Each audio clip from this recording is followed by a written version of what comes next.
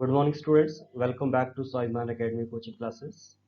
हमारा टॉपिक चला हुआ है संविधान के ऊपर, इंडियन पॉलिटी के ऊपर। और अभी तक हमने उसके विषय में कुछ 4-5 वीडियोस जो है वो ऑलरेडी डिस्कस कर लिए हैं। आज जो है उसी कड़ी को कंटिन्यू करेंगे और आज हम पढ़ेंगे संविधान के भाग 5 के बारे में। संविधान का भाग 5 जो है वो रिलेटेड है संघ से, यानी केंद्र की जो सरकार है हमारी उससे। और उसमें डिफरेंट चैप्टर्स हैं, अध्याय हैं। आज इस पर्टिकुलर वीडियो में हम भारत के प्रेसिडेंट यानी कि राष्ट्रपति के विषय के बारे में पढ़ेंगे। उससे संबंधित जो जो डिफरेंट क्वेश्चंस आते हैं एग्जाम्स में, वो सब आज हम डिस्कस करेंगे। देखिए, सबसे पहले आप हमारे पास है भारतीय संविधान का भाग 5, और जिसका नाम है संघ, यानी कि केंद्र की जो सरकार है, संघ सरकार। और इसमें जो आज का अध्याय है, जो फर्स्ट अध्याय है इसका, वो है कार्यपालिका, राष्ट्रपति और उपराष्ट्रपति। बट इस पर्टिकुलर वीडियो में हम बात करेंगे केवल राष्ट्रपति के बारे में। तो सबसे पहले हम राष्ट्रपति से संबंधित कुछ आर्टिकल्स देख लेते हैं संविधान के, और उसके बाद हम इसमें विस्तृत रूप से चर्चा करेंगे। देखिए, सबसे पहले आता है अनुच्छेद 52 यानी आर्टिकल 52। इसमें कहा गया है भारत का राष्ट्रपति, यानी कि भारत का एक राष्ट्रपति होगा। तो अगर आपको कोई भी क्वेश्चन आता है जिसमें पूछा जाता है कि भारत में राष्ट्रपति की जो व्यवस्था है वो किस आर्टिकल में की गई है, तो वो होगा 52। देन आर्टिकल 53 है संघ की कार्यपालिका शक्ति, यानी कि जो राष्ट्रपति है उसकी क्या क्या शक्तियां हैं, वो आर्टिकल 53 में है। देन आर्टिकल 54 है राष्ट्रपति का निर्वाचन, कि राष्ट्रपति का निर्वाचन जो है वो किस प्रकार से होगा। सो देखिए, बेसिकली राष्ट्रपति का चुनाव जो है वो अप्रत्यक्ष रूप से होता है। जनता राष्ट्रपति का चुनाव जो है वो प्रत्यक्ष रूप से नहीं करती है। जो जनता के द्वारा चुने गए प्रतिनिधि हैं, निर्वाचित जो प्रतिनिधि हैं संसद में और विधानसभाओं में, वो राष्ट्रपति का चुनाव करते हैं। तो राष्ट्रपति का चुनाव एक निर्वाचक मंडल के द्वारा होता है, जिसमें संसद के दोनों सदनों तथा राज्य की विधानसभा के केवल निर्वाचित सदस्य ही भाग लेते हैं।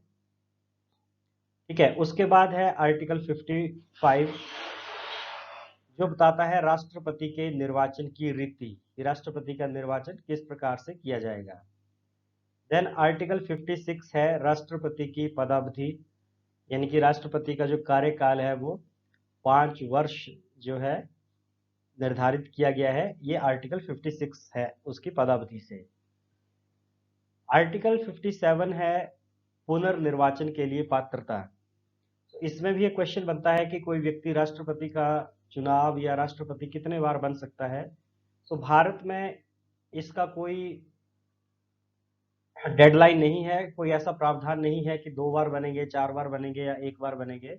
कितने बार भी राष्ट्रपति का चुनाव जो है वो लड़ा जा सकता है, और कोई व्यक्ति कितनी बार भी, यानी n नंबर ऑफ टाइम्स राष्ट्रपति जो बन सकता है, बशर्ते उसे बनाया जाए। ठीक है, उसका आर्टिकल 58 है राष्ट्रपति निर्वाचित होने के लिए क्या क्या अर्हताएं हैं, यानी कि क्या क्या उसकी एलिजिबिलिटीज हैं। सो वो भारत का नागरिक होना चाहिए, 35 वर्ष की आयु पूरा कर चुका हो, लोकसभा का सदस्य निर्वाचित होने के लिए उसमें योग्यता हो। यानी कुल मिला के इसमें 2 चीजें बहुत इंपॉर्टेंट है, एक तो भारत का नागरिक होना चाहिए, दूसरा मिनिमम आयु जो है उसकी 35 ईयर्स कंप्लीट कर चुका हो। देन उसके बाद आता है आर्टिकल 59, जो राष्ट्रपति के लिए की पद की जो शर्तें हैं उससे संबंधित है।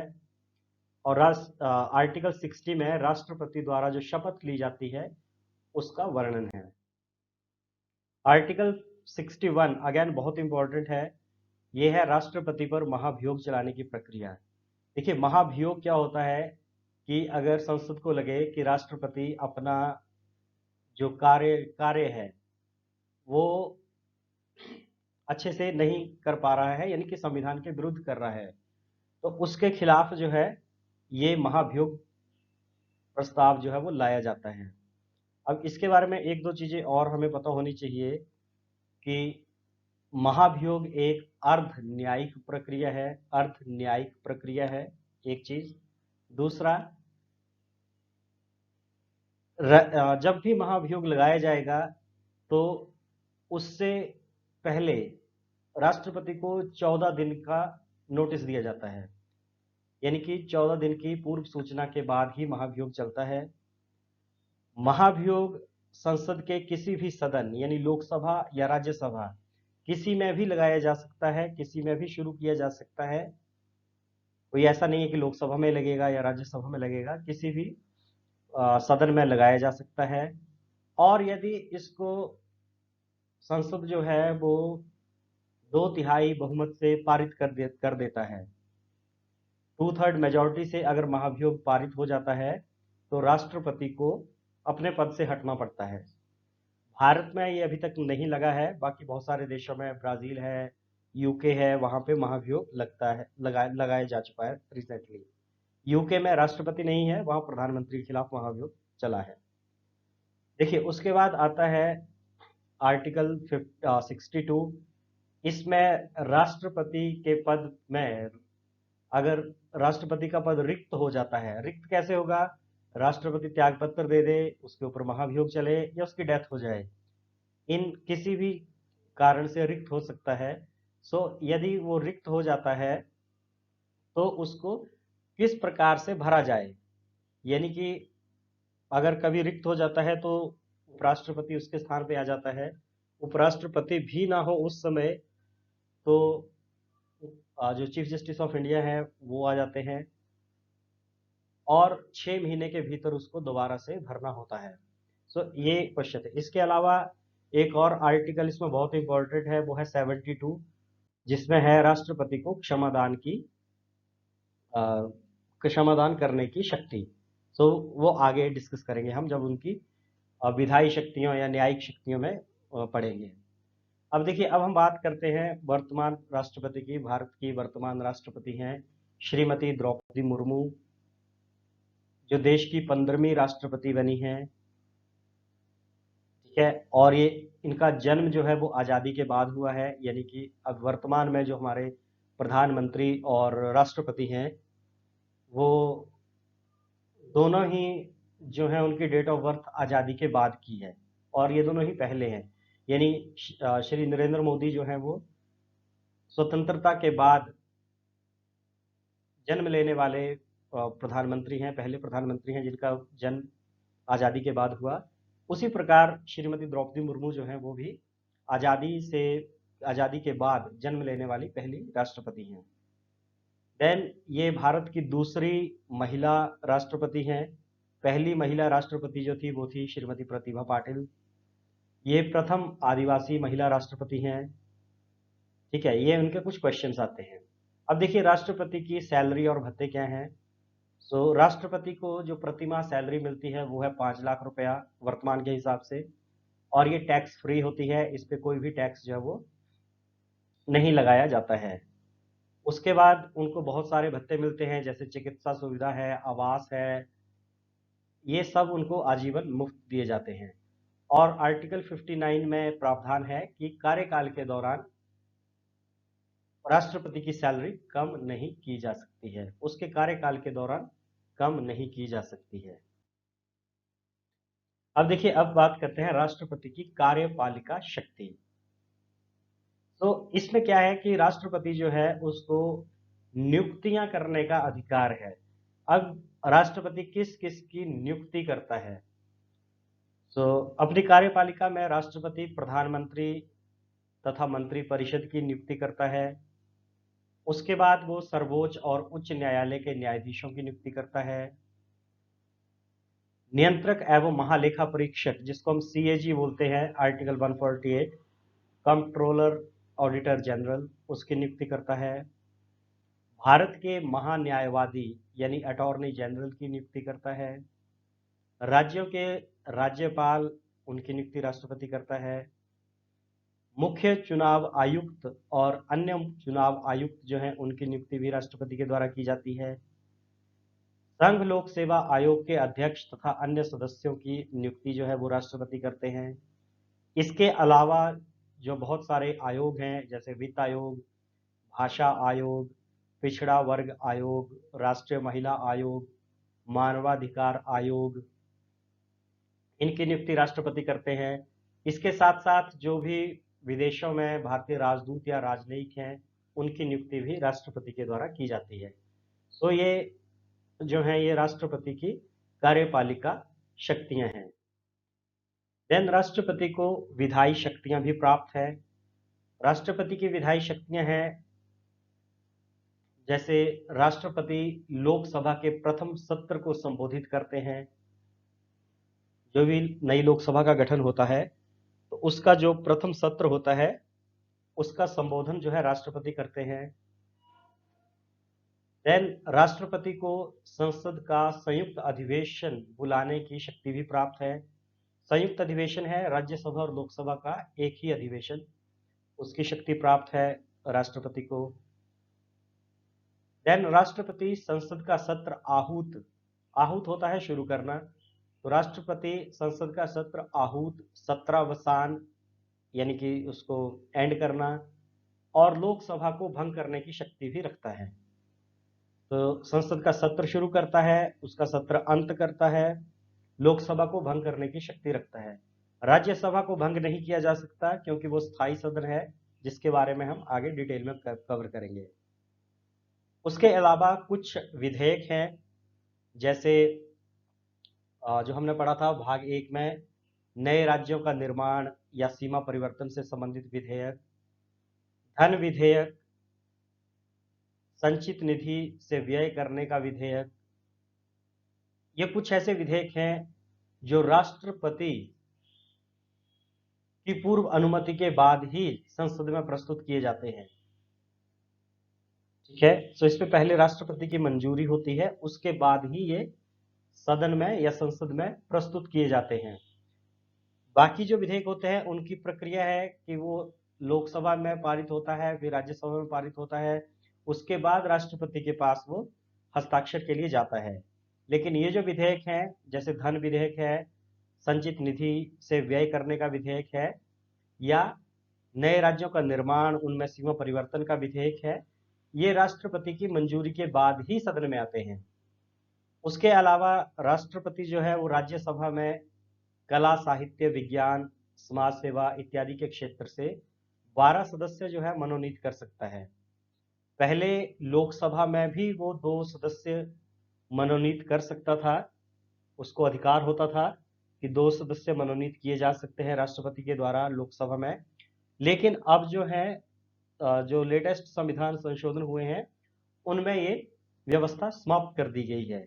राज्यसभा की जो व्यवस्था है वो अभी तक बरकरार है, बट लोकसभा में जो आंग्ल भारतीय समुदाय के यानी एंग्लो इंडियन समुदाय के जो 2 सदस्य निर्वाचित करने का जो शक्ति प्राप्त थी राष्ट्रपति को, वो अब समाप्त कर दी गई है। देखो, उसके बाद है राष्ट्रपति की न्यायिक शक्तियां। न्यायिक शक्तियों में जैसे मैंने पहले बात की थी आर्टिकल 72 की, तो वो बहुत इंपॉर्टेंट है कि राष्ट्रपति को अनुच्छेद 72 के तहत मृत्युदंड माफ करने का भी अधिकार प्राप्त है। उसके अलावा वो किसी भी सजा याफ्ता मुजरिम की, अपराधी की सजा कम कर सकता है, माफ कर सकता है, और उसको ये शक्ति आर्मी के क्षेत्र में भी, यानी कि आर्मी के केस में भी उसको ये शक्ति प्राप्त है कि वो कोर्ट मार्शल की सजा को भी माफ कर सकता है।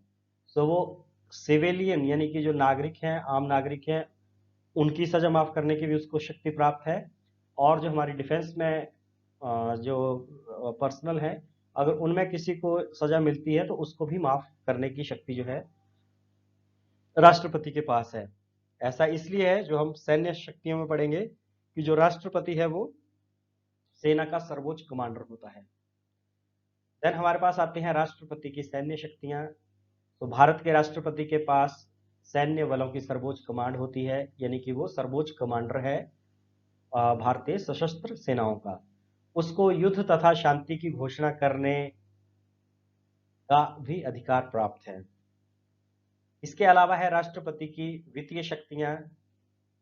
तो सबसे पहले वित्तीय शक्ति में धन विधेयक है कि लोकसभा में जो धन विधेयक है वो राष्ट्रपति की पूर्व अनुमति से ही आता है। बहुत इंपॉर्टेंट है धन विधेयक, आर्टिकल 110 जो लेटर ऑन कवर करेंगे। देन वार्षिक बजट की प्रस्तुति या केंद्रीय बजट को संसद के समक्ष रखते हैं, यानी कि राष्ट्रपति की तरफ से वित्त मंत्री जो है वो प्रस्तुत करते हैं बजट। और उसके बाद है आकस्मिक निधि का प्रशासन। जो आकस्मिक निधि है भारत की, उसका प्रशासन जो है वो भी राष्ट्रपति के अधीन ही आता है। अब इसमें नेक्स्ट आती हैं राष्ट्रपति की आपातकालीन शक्तियां। तो राष्ट्रपति को जो आपातकालीन शक्तियां हैं वो प्राप्त है आर्टिकल 356 और 360 में। आर्टिकल 352 है राष्ट्रीय आपातकाल, और जो राष्ट्रीय आपातकाल लगाया जाता है वो युद्ध, बाहरी आक्रमण और सशस्त्र विद्रोह की स्थिति में लगाया जा सकता है। युद्ध, बाहरी आक्रमण और सशस्त्र विद्रोह। 1976 से पहले सशस्त्र विद्रोह के स्थान पे आंतरिक अशांति शब्द था। तो जो हमारे यहाँ तीसरा जो ये मतलब एक बार जो इंदिरा गांधी जब प्रधानमंत्री थी उनके समय जब आपातकाल लगाया गया था 75 में, वो आंतरिक अशांति के आधार पे था। उसके बाद इसको संशोधित कर दिया गया और उसके स्थान पर सशस्त्र विद्रोह शब्द जो है वो जोड़ा गया। जब भी आर्टिकल 352 यानी राष्ट्रीय आपात लगता है तो उसे 30 दिन के भीतर संसद में पारित होना होता है। अगर ये राष्ट्रीय आपात संसद में पारित नहीं होता है तो उसे समाप्त समझा जाता है। ठीक है, और इसको पारित करने के लिए इसकी घोषणा के बाद जब ये सदन में आता है प्रस्ताव राष्ट्रीय आपात का, तो 2/3 बहुमत से इसका पास होना आवश्यक होता है। देन आर्टिकल 356 आता है जिसको हम बोलते हैं राज्य में राष्ट्रपति शासन। राज्य में राष्ट्रपति शासन जो है वो उस समय लगाया जाता है जब किसी राज्य का संवैधानिक जो स्ट्रक्चर है यानी कि सरकार है वो भंग हो जाती है या उसके कंट्रोल में राज्य मैनेज करना नहीं रहता है। और जब भी ये लगाया जाता है यानी कि आर्टिकल 356 राष्ट्रपति शासन, तो 60 दिन के भीतर इसे संसद में पारित होना पड़ता है। तीसरी जो आपातकालीन शक्ति है राष्ट्रपति की वो है आर्टिकल 360 यानी वित्तीय आपातकाल। भारत में यह अभी तक नहीं लगाया गया है, और वित्तीय आपात की जो प्रावधान है वो हमने लिया है यूएसए यानी अमेरिका के संविधान से, और आर्टिकल 352 और 356 जो है वो प्रेरित है जर्मनी के वाइमर संविधान से। अब देखिए इसके बाद आते हैं राष्ट्रपति की वीटो शक्तियां। वीटो शक्तियां होती हैं कि अगर हर कोई एक तरफ हो और राष्ट्रपति दूसरी तरफ, तो राष्ट्रपति की बात मानी जाएगी। ठीक है, जैसे वीटो पावर यूएन में होती है। तो राष्ट्रपति को 3 प्रकार की वीटो शक्तियां हैं। पहली है पूर्व वीटो या आत्यांतिक वीटो बोलते हैं इसको, एब्सोल्यूट वीटो। इस आत्यांतिक वीटो या पूर्व वीटो, एब्सोल्यूट वीटो का अर्थ है कि राष्ट्रपति किसी विधेयक पे अनुमति नहीं देता है, तो वो मना कर देता है कि मैं इस विधेयक को पे अपनी अनुमति नहीं दूंगा। ये होगी उसकी पूर्व वीटो या आत्यांतिक वीटो, एब्सोल्यूट वीटो। दूसरी होती है निलंबन वीटो या सस्पेंशन वीटो। इसमें राष्ट्रपति विधेयक को संसद के पास पुनर्विचार हेतु भेज सकता है। इसमें क्या है कि किसी विधेयक पे राष्ट्रपति मंजूरी नहीं देता है, लेकिन वो उसको दोबारा संसद में भेज देता है कि इस पे पुनर्विचार कीजिए। उसको बोलते हैं निलंबन, यानी कुछ देर के लिए सस्पेंड कर दिया वो विधेयक। और तीसरी है पॉकेट वीटो, जेवी वीटो बोलते हैं इसको, पॉकेट वीटो। इसमें क्या है कि राष्ट्रपति किसी विधेयक पे ना तो अनुमति देता है और ना ही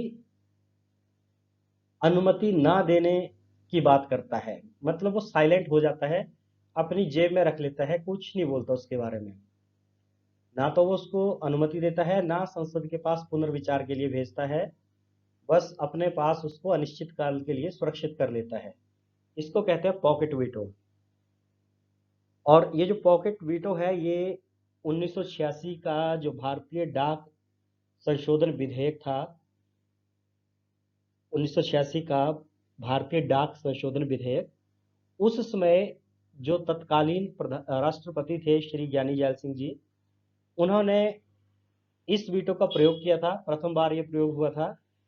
उन्होंने उस पर ना तो अनुमति दी और ना ही उसको निलंब करके पुनर्विचार के लिए भेजा। ठीक है, सो ये तीन जो है राष्ट्रपति की वीटो शक्तियां हैं। अब देखिए, इसके बाद हम बात करते हैं राष्ट्रपति के कार्यकाल की। तो राष्ट्रपति का कार्यकाल 5 वर्ष का होता है और वो अपने पद पे तब तक बना रहता है जब तक नए राष्ट्रपति का चुनाव नहीं हो जाता है। ठीक है, यदि राष्ट्रपति की मृत्यु हो जाती है, त्याग पत्र दे देता है, या महाभियोग चलाने की वजह से राष्ट्रपति का पद खाली हो जाता है, तो जो भी नए राष्ट्रपति का चुनाव होगा वो 5 वर्षों के लिए होगा। ऐसा नहीं है कि जैसे मान लो कोई राष्ट्रपति 4 साल अपना कार्यकाल पूरा होगा और उसके बाद उन्होंने त्याग पत्र दे दिया, तो जो उनके स्थान पे नए राष्ट्रपति बनेंगे वो 5 वर्ष के लिए बनेंगे। उनका रिमेनिंग 1 साल का कार्यकाल पूरा करने के लिए नहीं बनेंगे, वो अगेन 5 वर्ष के लिए ही बनेंगे जब भी राष्ट्रपति नया बनेगा। देन अगर कोई राष्ट्रपति का पद खाली हो जाता है तो 6 महीने के भीतर वहां उसको भरना जो है वो जरूरी है। और इन केस राष्ट्रपति पद का राष्ट्रपति ना हो या पद खाली हो तो उपराष्ट्रपति जो है वो राष्ट्रपति के रूप में कार्य करता है।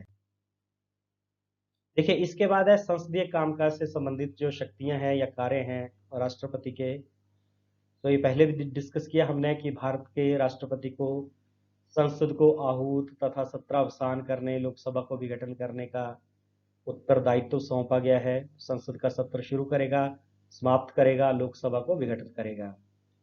संसद की संयुक्त बैठक करेगा। संयुक्त बैठक बेसिकली गतिरोध की स्थिति में होती है। मान लो एक सदन यानी लोकसभा किसी विधेयक को पास कर दे, राज्यसभा फेल कर दे, तो उस केस में जब भी कोई गतिरोध होता है या किसी बहुत ही महत्वपूर्ण विषय पे चर्चा होनी है, उस केस में संसद का संयुक्त अधिवेशन जो है वो बुलाया जाता है राष्ट्रपति के द्वारा और वो उसकी बैठक में भाग लेते हैं, उसको स्टार्ट करते हैं। लेकिन एक चीज और याद रखना कि संसद की संयुक्त बैठक को राष्ट्रपति बुलाते हैं और उसकी अध्यक्षता जो है वो लोकसभा अध्यक्ष करते हैं। बहुत इंपॉर्टेंट क्वेश्चन है ये। देन उसके बाद है कि जो नई संसद जब बनती है, जब भी नए आम चुनाव होते हैं यानी लोकसभा चुनाव होते हैं, तो प्रथम सत्र के प्रारंभ में राष्ट्रपति संसद को संबोधित करते हैं। ठीक, उसके बाद ये नियुक्तियां करते हैं, जैसे लोकसभा अध्यक्ष, उपाध्यक्ष, राज्यसभा और राज्यसभा के 6 सदस्यों को मनोनीत करते हैं। सो ये सारी संसदीय कामकाज की शक्तियां हैं।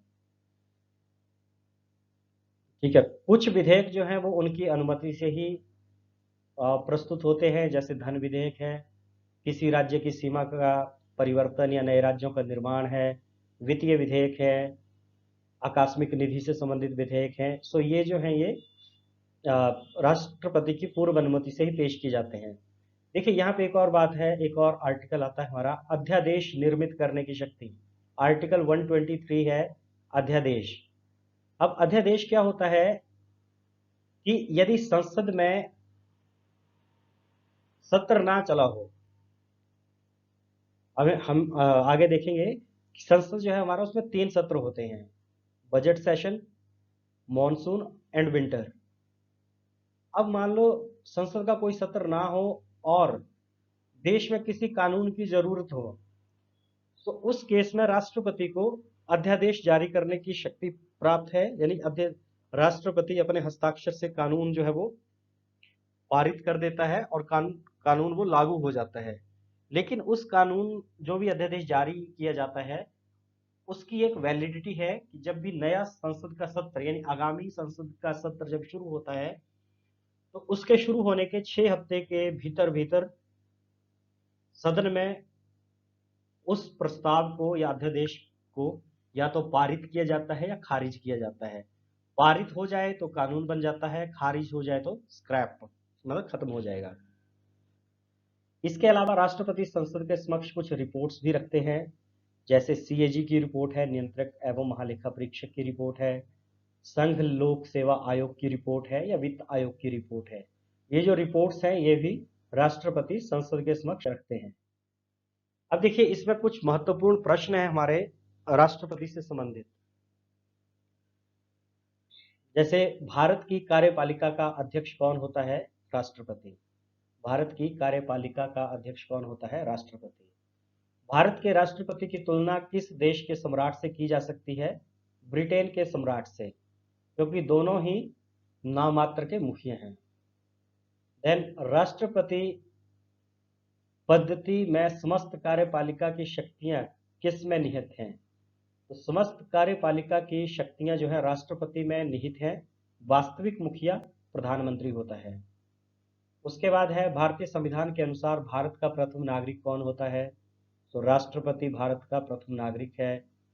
भारत की तीनों सेनाओं का सर्वोच्च सेनापति कौन होता है? अगेन राष्ट्रपति होते हैं। राष्ट्रपति उम्मीदवार की न्यूनतम आयु कितनी होती है? 35 वर्ष।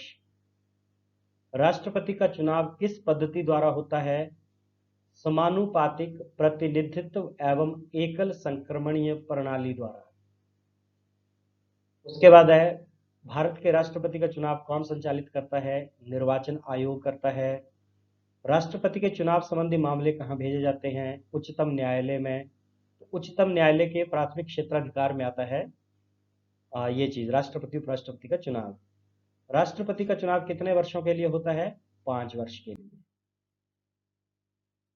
वित्त बिल या वित्त विधेयक पर किसकी स्वीकृति आवश्यक है? राष्ट्रपति, क्योंकि उनकी स्वीकृति के बाद ही ये सदन में आता है, यानी लोकसभा में आता है। लोकसभा व राज्यसभा में राष्ट्रपति कुल कितने सदस्य मनोनीत कर सकता है? देखिए पहले 14 थे, अभी 12 हैं, क्योंकि लोकसभा के 2 सदस्य अब समाप्त हो गए हैं। भारत के राष्ट्रपति को कौन सलाह देता है? संघीय मंत्री परिषद जो है सलाह देता है, क्योंकि वो वही उसकी नियुक्ति करता है सलाह के लिए, जिसमें प्रधानमंत्री और उसका मंत्रिमंडल आता है। कौन सा व्यक्ति कार्यवाहक राष्ट्रपति तथा उच्चतम न्यायालय का मुख्य न्यायाधीश रहा है? एम हिदायतुल्लाह। ये क्वेश्चन भी बहुत इंपॉर्टेंट है। ये क्वेश्चन इस प्रकार से आता है कि उच्चतम न्यायालय के किस न्यायाधीश ने राष्ट्रपति की शपथ भी ली है? तो एम हिदायतुल्लाह जो थे उन्होंने राष्ट्रपति यानी कार्यवाहक राष्ट्रपति रहे हैं वो, और उच्चतम न्यायालय के मुख्य न्यायाधीश भी रहे हैं। किस विधेयक को राष्ट्रपति पुनर्विचार के लिए नहीं लौटाता? तो धन विधेयक हो गया, राज्यों के निर्माण संबंधी विधेयक हो गए। मीन्स जिन विधेयकों पे वो जो विधेयक राष्ट्रपति की स्वीकृति के बाद ही सदन में आते हैं उन पे पुनर्विचार नहीं होता, उनको पुनर्विचार के लिए नहीं लौटाता, क्योंकि वो उन्हें पहले ही पारित कर चुका है। युद्ध तथा बाहरी आक्रमण की स्थिति में आपातकाल की घोषणा कौन करता है, या युद्ध की घोषणा कौन करता है? तो राष्ट्रपति। आपातकाल की घोषणा भी राष्ट्रपति करेगा, युद्ध और शांति की घोषणा भी राष्ट्रपति करेगा। क्षमादान कौन दे सकता है? राष्ट्रपति दे सकते हैं। किस मामले में राष्ट्रपति ने वीटो शक्ति का प्रयोग किया था? भारतीय डाकघर संशोधन अधिनियम 1986। ज्ञानी जैल सिंह उस समय राष्ट्रपति थे। भारत के राष्ट्रपति और उपराष्ट्रपति की अनुपस्थिति में कार्यभार कौन ग्रहण करता है? तो जब राष्ट्रपति और उपराष्ट्रपति ना हो तो सर्वोच्च न्यायालय का मुख्य न्यायाधीश जो है वो देखता है। अध्यादेश जारी करने का अधिकार राष्ट्रपति का कौन सा अधिकार है? तो ये विधायी अधिकार है। आर्टिकल 123 में ये अध्यादेश जारी कर सकता है। भारत का राष्ट्रपति किसके द्वारा चुना जाता है? सांसदों और विधानसभा के सदस्यों के द्वारा। प्रतिभा पाटिल भारतीय गणतंत्र की कौन सी राष्ट्रपति बनी थी? 12वीं बनी थी, क्योंकि वो पहली महिला राष्ट्रपति थी। इंपॉर्टेंट हो जाता है। वर्तमान में जो है श्रीमती द्रौपदी मुर्मू है 15वीं। कौन से राष्ट्रपति 2 बार राष्ट्रपति चुने गए? तो डॉक्टर राजेंद्र प्रसाद जो है वो 2 बार राष्ट्रपति चुने गए थे। उसके बाद है भारत के राष्ट्रपति डॉक्टर राजेंद्र प्रसाद का चुनाव कैसे हुआ था? तो देखिए जो सबसे पहले वो राष्ट्रपति बने थे वो संविधान सभा ने चुने थे। उसके बाद जो है मतलब 1950 में वो राष्ट्रपति बने थे जब संविधान लागू हुआ, और 1952 में संसद का गठन हुआ था।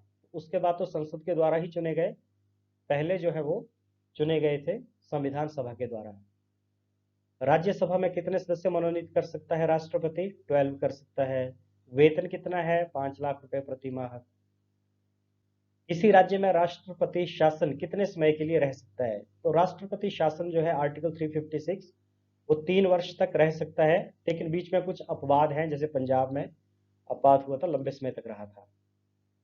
राज्य में राष्ट्रपति शासन की घोषणा कौन करता है? राष्ट्रपति शासन की घोषणा आर्टिकल 356 राष्ट्रपति करता है। भारतीय संविधान के अनुसार भारत का राष्ट्रपति क्या है? राज्य का संवैधानिक अध्यक्ष। राज्य का संवैधानिक अध्यक्ष जो है वो राष्ट्रपति होता है। राष्ट्रपति का चुनाव कैसे होता है? अप्रत्यक्ष रूप से। राष्ट्रपति चुनाव के लिए प्रस्तावक और अनुमोदकों की संख्या कितनी होती है? प्रस्तावक और अनुमोदकों की संख्या जो है वो 50-50 होती है। 50 प्रस्तावक, 50 अनुमोदक। राष्ट्रपति पद रिक्त होने पर कितने समय में भरना आवश्यक है? तो 6 महीने में भरना आवश्यक है।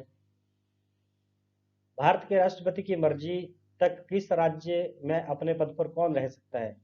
तो देखिए, राज्यपाल जो है राष्ट्रपति की मर्जी पे रहता है, यानी कि उसका कार्यकाल जो है वो डिपेंड करता है राष्ट्रपति के ऊपर। ऐसे 5 साल के लिए चुने जाते हैं, लेकिन वो उनके प्रसाद पर्यंत होता है, उनको बीच में बदला भी जा सकता है। अच्छा देखो, उसके बाद है राष्ट्रपति किस सूची के विषय पर अध्यादेश जारी कर सकता है? तो राष्ट्रपति जो है संघ और समवर्ती सूची पर अध्यादेश जारी कर सकता है, राज्य सूची में नहीं कर सकता। जब किसी विधेयक को संसद में प्रस्तुत किया जाता है तो किसकी अनुमति के बाद वह अधिनियम बन जाता है? तो विधेयक संसद में पारित होने के बाद जब राष्ट्रपति उस पर हस्ताक्षर करते हैं, यानी राष्ट्रपति अनुमति देते हैं, तब वो विधेयक जो है अधिनियम बन जाता है, यानी कानून बन जाता है। राष्ट्रपति को उनके पद से कैसे हटाया जा सकता है? तो संसद के द्वारा महाभियोग चलाकर, यानी आर्टिकल 61 में जो व्यवस्था की गई है उसके द्वारा उनको अपने पद से हटाया जा सकता है। राष्ट्रपति पर महाभियोग किस आधार पर लगाया जाता है? तो इसको लगाने का जो आधार है वो है संविधान का अतिक्रमण करने पर, यानी कि संविधान के विरुद्ध चलने पर, संविधान को ना मानने की स्थिति में महाभियोग जो है उस आधार पर लगाया जाता है। और महाभियोग का अधिकार जो है वो हमने अमेरिका के संविधान से लिया है। देन हमारे पास आता है कि राष्ट्रपति को शपथ कौन दिलाता है? तो भारत के मुख्य न्यायाधीश शपथ दिलाते हैं। राष्ट्रपति अपना त्यागपत्र किसे सौंपता है? उपराष्ट्रपति को सौंपते हैं त्यागपत्र। और उपराष्ट्रपति जो है उसकी जिम्मेदारी है कि जैसे ही राष्ट्रपति अपना त्यागपत्र सौंपे, वो तुरंत लोकसभा अध्यक्ष को उसकी सूचना दे कि राष्ट्रपति ने अपना त्यागपत्र दे दिया है। देन भारत के कौन से राष्ट्रपति निर्विरोध चुने गए थे? नीलम संजीवा रेड्डी जब राष्ट्रपति बने थे तो चुनाव नहीं हुआ था, सर्वसम्मति से वो बना दिए गए थे। स्वतंत्र भारत के प्रथम राष्ट्रपति किस राज्य के थे? तो जो हमारे प्रथम राष्ट्रपति थे वो बिहार के थे। भारत के किस राष्ट्रपति की मृत्यु कार्यकाल के दौरान ही हो गई थी? डॉक्टर जाकिर हुसैन थे, जिनकी मृत्यु कार्यकाल के दौरान ही हो गई थी, और ये भारत के पहले मुस्लिम राष्ट्रपति भी थे। भारत का राष्ट्रपति किसकी नियुक्ति नहीं कर सकता? सो भारत का जो राष्ट्रपति है वो उपराष्ट्रपति की नियुक्ति नहीं करता है, क्योंकि उपराष्ट्रपति के लिए भी चुनाव होता है। भारत का संवैधानिक अध्यक्ष कौन होता है? राष्ट्रपति। ठीक है, सो ये कुछ एक क्वेश्चंस थे, यानी कि पहले तो डिटेल में था राष्ट्रपति के बारे में, और फिर जो राष्ट्रपति से संबंधित different questions examination point of view से इंपॉर्टेंट थे, वो सभी हमने डिस्कस किए। इसमें आपको कुछ ज़्यादा क्लैरिटी चाहिए हो तो आप कॉल कर सकते हैं, मैसेज कर सकते हैं, कमेंट कर सकते हैं। और इसी तरह से अब हम नेक्स्ट जो वीडियो आएगा उसमें हम भारत के उपराष्ट्रपति, प्रधानमंत्री और मंत्रिपरिषद के विषय में बात करेंगे। ठीक है, so thank you and have a nice day. जय हिंद, जय भारत।